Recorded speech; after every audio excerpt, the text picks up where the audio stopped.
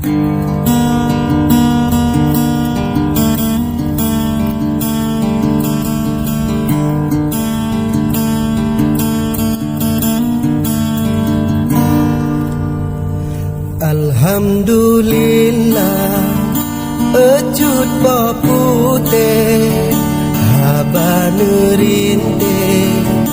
lebih lam dada alon boh makna paat bare namun yang sedih si edo gawa ba ujung haba yang cut perintah kagak tak alih nyansinya darah si edo gawa emosi habis ditumbuk bintang di pongon kaca jino kadiplu di jimak gading baje kahabe Bandung kadiba hana lon tuho lepat kudie sakit lambute baulon mita jino lon pegah bak masih gade bakal lon pilih watenyan janda karena netulang si ampun late maka lon pilih dengan terpaksa.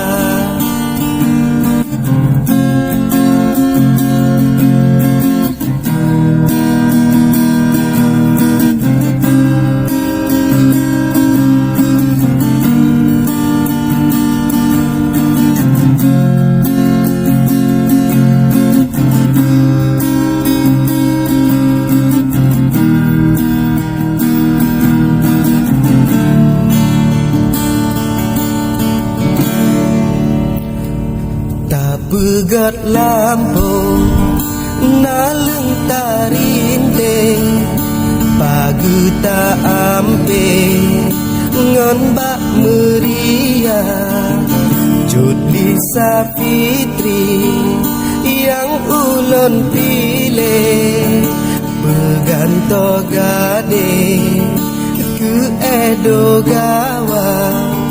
anu nadua Baputra side sidro lon pilih bonus na serta yang ke alasan dijilon pilih nyo dengan gade bonus galona maka dipegang masa uraje lam saboh rinte le putra Lisa kalau menikah ngon ampun late padai uraje cuma rencana cuma yang gurau si ampun late yang ulun pilih selera hana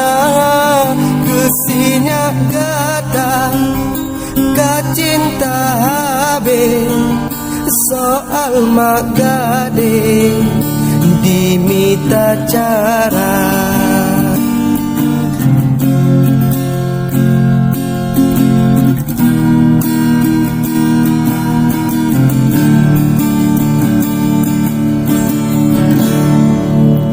menyetan restu dari mak gade doa binte tengah dimita menan lon dengar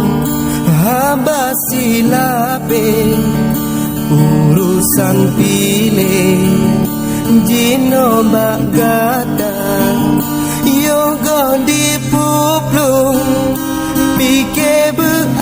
babe yoga si gade dihu Jawa ngan ke pesanon bacut papute nyoka mepaye hana leguna